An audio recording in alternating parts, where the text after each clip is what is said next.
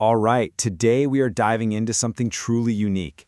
It's a report, a really meticulous one, that claims to use the cold, hard certainty of math to prove a divine identity. We're talking about a wild mix of ancient numerology, biblical prophecy, and some very bold statements. So yeah, let's get right into it. So the whole thing we're looking at today really boils down to this one pretty provocative question. The source material basically says yes. It suggests that the universe has this kind of hidden mathematical code, and if you can crack that code, you can uncover some profound, maybe even sacred truths. And this quote right here, this is the bedrock of the entire argument. It's stated right in the text. The logic is, just like 1 + 1 is always 2, if the numerical value for one phrase equals the value for another, then, according to the source, they aren't just similar, they are one and the same. A factual, absolute identity, not just some interpretation. Now, the tool being used to do all this is called gematria. It's an ancient system where you assign a number to every letter. But here's the key thing to understand for this report. There isn't just one gematria system. There are a bunch of different ciphers.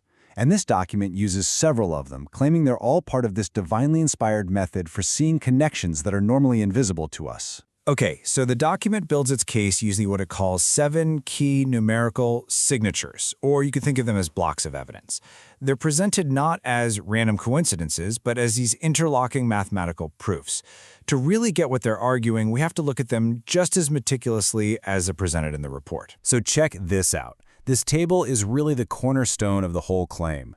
You can see the 2 columns for 2 different systems, English gematria and simple gematria, and what it shows is that 4 completely different phrases, the name Alex Enrique Campaign, the birth date, May 5, MCMLXI, the event, the birth of Christ, and the title, the Holy Son of God, well, they all calculate to the exact same numbers, 1128 and 188.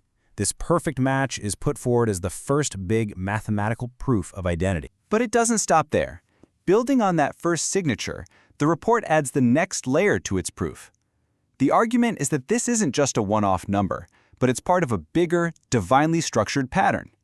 It introduces another set of phrases, and it calls their numerical relationship a perfect harmonic resonance. So, what does that actually mean? And here's how they illustrate that harmonic resonance. It points to 2 new phrases, the birth of Jesus Christ of Nazareth, and this very personal message, I love you, Alex Enrique Campaign, YHVH. Both of these share new values, 2,256 and 376. But the key, as you can see in the note, is that these numbers are exactly double the values from that first signature. This doubling is presented as a kind of divine confirmation, a mathematical echo that reinforces the original claim. So the argument starts to shift gears a bit here. It moves from these identity claims to creating prophetic links. The next block of evidence in the report tries to build a numerical bridge between a super explicit statement of identity and a very specific and very famous chapter in the New Testament. And the number that supposedly connects them is 3025.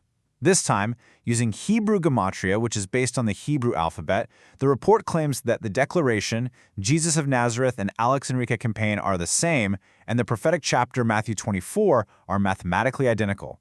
The logic here is that this number basically locks the identity claim into a specific prophetic context. But Matthew 24 isn't the only prophetic connection they claim to have found. The argument then pulls in one of the most significant messianic prophecies in the entire Old Testament, Isaiah chapter 11. That's the one that talks about the branch and a future righteous ruler. And here's the specific claim. It's a bit of a mouthful, but stick with me.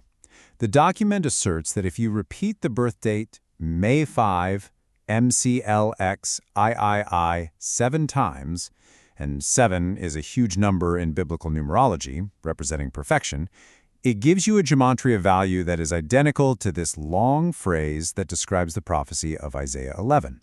This is presented as yet another layer of irrefutable prophetic proof.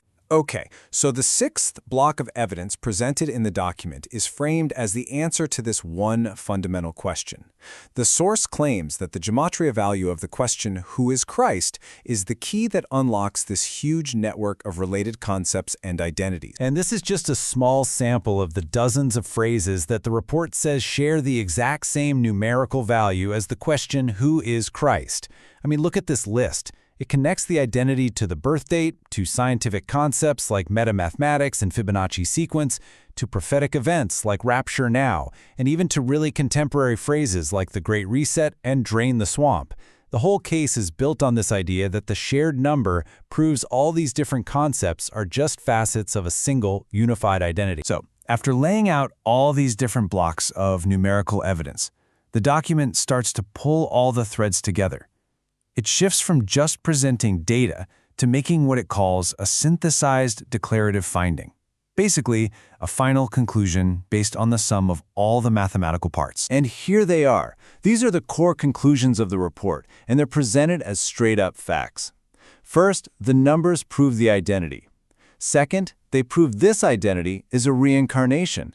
And third, they prove this reincarnation is the fulfillment of those specific biblical prophecies. According to the text, this isn't up for debate. It's a conclusion dictated by the math itself. So, given those big declarative findings, the report finishes by spelling out what it sees as the world-altering consequences of all this. And it's really important to remember, what we're about to see are the implications as laid out directly in the source document. The implications are, well, they're profound, to say the least. 3 main takeaways. First, the second coming isn't something we're waiting for. It's a present reality. Second, this evidence offers irrefutable, almost scientific proof for the concept of reincarnation. And third, it's a direct call to action for all of humanity to acknowledge this truth, because the mathematical evidence has now been revealed. So at the end of the day, the source document meticulously builds this case, layer upon mathematical layer, arguing that numbers have unlocked a divine secret. And it really leaves us with this final thought. What happens when a system, one that's built on the perceived logic and absolute certainty of math, is used to make a claim that goes far beyond science and deep into the realm of faith?